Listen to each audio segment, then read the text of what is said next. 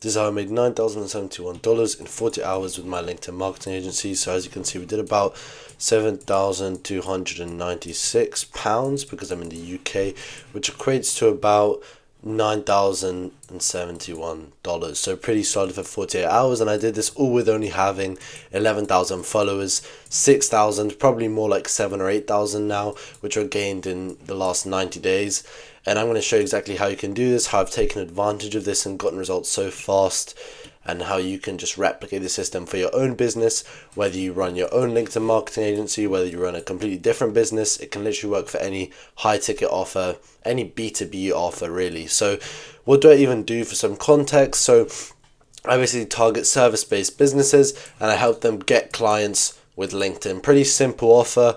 If you have anything along these lines, I can guarantee that you'll do well. Any lead gen offer, any high ticket offer, which actually provides an ROI for the client or saves them time, anything of that nature, you will definitely do well on LinkedIn. So you do not need a safety net. I do just want to mention, you do not need a safety net, like a guarantee, but obviously it's going to help, but it's not necessary. A lot of my clients do really, really well without any guarantee, without any free trial, anything like that. So I'm going to go through the formula that took me 12 months to build, and that is that LinkedIn inbound traffic plus a DM conversion system plus an optimized funnel equals a lot of money, as you saw before. But pretty much, I'm going to break this down into a few steps so that you can copy this. The first step is finding your positioning. This still applies even if you are an existing business owner, but basically you want to make a list of 5 to 10 problems that you solve. So this is in no particular order. You could do 1 and 2 reversed, but basically you want to find out what problems do you solve and who do you solve it for. So what and who. And then here, I just really want to put emphasis on positioning yourself as a specialist, not a generalist. As you can see here, I target mainly agencies and software companies. I could be even more specific. Put yourself in this situation. So you've got person A who's got a super broad expertise. You know, he does stuff in construction. He works with people that are agencies. He works with software, all these different things. But then you have person B who is only situated in one industry, only focuses on this one industry, puts all of their time and energy into this one industry as case studies for that one industry, and that is your industry. You would rather work with person B rather than person A who's all over the place. Person B is somebody which is much more specialized, which typically means that they know more of what they're talking about. So that's why I'd recommend really diving deep and making your ideal client profile as specific as possible. Now, how can you actually generate leads through content on LinkedIn? So this is focused on inbound. Inbound is basically when leads come to you and they DM you, they book a call with you, but you've basically attracted them rather than you going out spamming DMs, being salesy and things like that. So I've broken down this into 3 different types of content: problem unaware, pain aware, and then solution aware. So problem unaware should be about 40% of your content. Pain aware should be about 35%, and then solution aware should be about 25%. Now, these are the different awareness stages which people viewing your content may be in. So problem unaware, these are people which they don't know that they have a problem. So for example, in my case, it's people which they do not know that they're having trouble generating leads, or they just aren't having trouble generating leads. Pain aware, these are people which know they're having trouble generating leads, but are not actively looking for solutions. Solution aware is people which are having trouble generating leads and are actively looking for solutions. And as you'll notice, there's going to be more people in here, there's going to be even less people in here, and there's going to be even less people that are solution aware. So it basically scales with the amount of content that we put out, because the most people are going to be problem unaware, the most people that view your content, but then the most people that are most likely to buy are going to be solution aware. So it's really important that we do a good mix of these types of content to bring people through the awareness stages and then lead into a buyer or into a client. So what do you want to talk about when you're doing problem unaware content? You want to be talking more about the what and the why. This is very simple. So the what is just overall, what is it that you do? Some high level value, some overall advice. Don't get too specific. Like, these are the actions you need to perform to get results. And the why is like just proving for example, in my case, like why LinkedIn is important to get leads. So you could say, hey, this is why my mechanism, my service, or the way that we use to achieve results for you is important. You just want to install these belief systems within your prospect's brain that your service is something that's actually important. Because if you don't have that in the first place, they're not even going to trust you. They're not even going to book a call with you in the first place. Now I'm going to break down this post I made. So I'm talking about the dream outcome here, which you're going to see as a recurring theme. But LinkedIn will make me 100K a month in 2025. And then I call out and I make it seem like, hey, if you're in this situation where you have less than 20,000 followers, or you don't want to do outreach, or not doing outreach, you can still reach this milestone. And I give some high level advice about how it's not about grinding DMs, it's not about spamming connection requests, but it's actually about becoming a trusted voice in your space. And I give some pretty, high level, I'd say, advice on basically 4 different tips that they can implement. One is just about posting valuable insights. One is about solving real problems. One is about sharing actual case studies, and then talk about how, on average, you should provide value 3 times before a call to action or before selling. And then at the end, I just have a nice little conclusion, just going over at a high level. All you have to do is solve one problem for one ICP with one mechanism. So I'm slowly installing this belief system as well, that basically by carrying out these actions, they can get to the dream outcome. And it's just a matter of slowly installing that. And then later on, as you'll see in the pain aware, we're going to get even deeper into the how. So with the pain aware, you want to get deep into the how. You can still talk about the why, you can still talk about the what, but you want to get into how do you do it? How do you actually achieve the dream outcome? So here, again, I talk about how I booked 100 calls last month using only LinkedIn. So this already is showing people that LinkedIn is a viable option. And then I tell them that if I had to start from zero, here's the exact 6-step process I'd follow. And I give pretty specific advice. So I basically talk about specific content types, so personal stories, case studies, tactical insights. I talk about a specific call to action they can literally copy and paste. I talk about how they should follow up with everyone who engages. I also talk about, what metrics to track. So here it's really about just getting more specific and showcasing your expertise in that industry, in that niche. And then solution aware, rather than talking about why the mechanism itself overall is important, is why you. Why should they pick you over other people? Because they are actively searching for solutions. They need to decide why should they go with you. And this goes back to the point of being specialized, right? This goes back to the point of being a specialist. Because I basically talk about how, okay, what I've done is I've worked with this guy Ewan, and he runs a YouTube marketing agency. If there's any other YouTube marketing agencies which read this post, they're going to see what I've done for him. They might relate to his previous situation where I talk about him relying 100% on referrals. He has a great service, impressive results, but only a few leads per month, and is not consistently getting clients. Then I'm not going to go through all of this, but I just give some in-depth steps of what we did to actually generate those results for him. And then I go even deeper into the exact results, which is 100K plus views, 2K new followers, 28 pre-qualified sales calls, and eliminated referral dependency. So I'm talking about, hey, people, if you're in this situation, look what we did for Ewan. He's probably in a similar situation to you, and then after 30 days, he's already in his dream situation. So people are going to be in the same position, in a similar position, and they're going to then end up wanting to book a call with you. This is really the content where you convert. This is where you convert into leads, into buyers. But in terms of the actual creation of the content behind, which if you can have a strategy, that's great.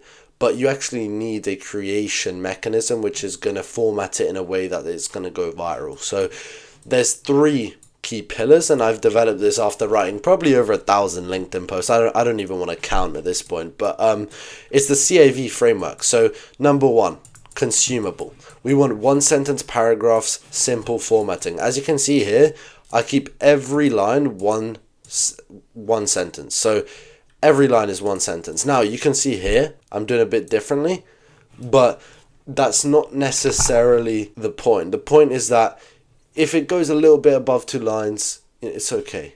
It's just about keeping that rough format where it's easy to read, and where you can see I positioned it as a list, which makes it just easy, bite-sized value. They can just skim your post and already get value. And then the next part is actionable. So actionable, we want to look at what steps can they actually implement within 24 hours. Here I literally gave a copy paste CTA which they can use, and they can use that in the next minute. They can copy paste that into their post, and they can do that.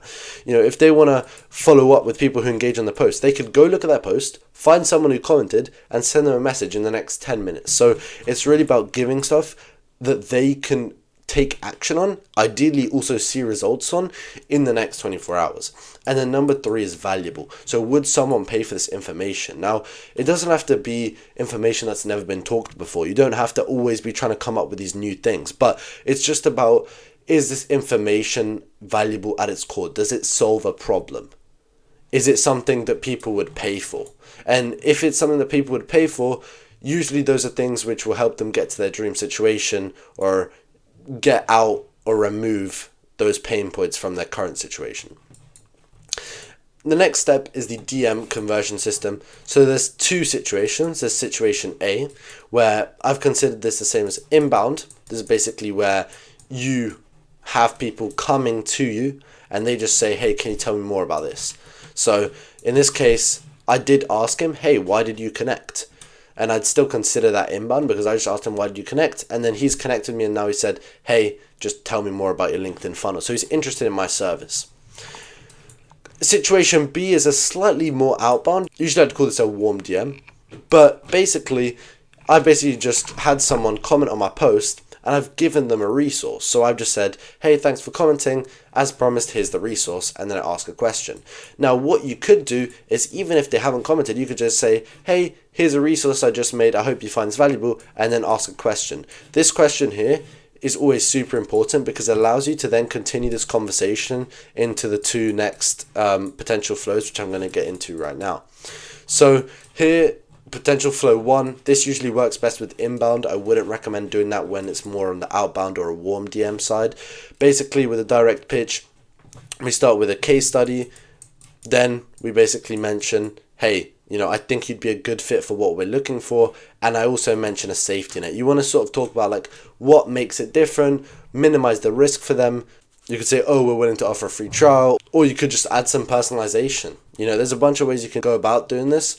But the main point is have a case study, or have some sort of result that you can talk about, or a dream outcome, and then talk about, hey, like, this is why I'm reaching out to you, and this is why I'm reaching out now. Why now? These are the 2 questions which go through your prospect's mind right now as soon as they read an outreach message from you. So then you just want to have a call to action. I recommend having something pretty soft. So are you open to speaking further, or are you open to continuing the conversation? Just super soft. And the next part is having qualifying questions. This is the second option if you want to take a more slow approach. Direct pitch, you could do this with pretty much anyone. Qualifying questions I'd recommend doing if you're not sure someone's qualified, or if you just want to build up a relationship before actually pitching. So you can ask for things like revenue, you can ask for things like team size, you can ask for things like goals as well, just different things. And then you'll find stuff related to your service as well, like little poke the bear questions to ask, like, oh, how are you thinking about solving this pain point? And then if they're not thinking about it, or if they're sort of neglecting it, that's where you come in. You're like, hey, you know, you could actually be losing out on a lot of money by doing that. Here's where we come in. And then this is a strategy which works very well, but I would only recommend doing this if they are qualified. So this is where you offer a free audit or a consultation call. As you can see, I say, hey, I'm doing a couple more free LinkedIn audits, thought it could be useful for you, let me know. And he's like, sure, why not? So you want to do this only when they're qualified, because sometimes unqualified people, they will say yes because they want to, they think it's free value. You are still trying to make money out of this, and you don't want your time to be wasted. So at least putting it into a qualified prospect reduces the risk that somebody, you know, is not even going to pay you at all. And then all of this will end up funneling into your calendar link, where you'll end up booking them in. Could be a landing page as well, just depends how you want to go about it. If you're just starting, I recommend a calendar link because it's super simple, reduces friction. The last part is the step-by-step funnel. So we start with our profile optimization. we basically focus on the headline. We want this to be tangible. So we want to talk about a tangible outcome. You'll see I say that word a lot, but that's really, at the end of the day, that's marketing, is just showing people that you can actually get them to their dream outcome. That's marketing at any level for any business, is literally just showing people, hey, I can solve this for you. I can help you get to the next stage. So tangible outcome. We can also mention the mechanism. We can also mention the time frame. And when I say tangible, I really mean I want it to be a quantitative metric, so numbers if possible. Some clients, they can't do that, that's okay, but tangible is really what is important, because it's just going to paint a clearer picture in the prospect's head.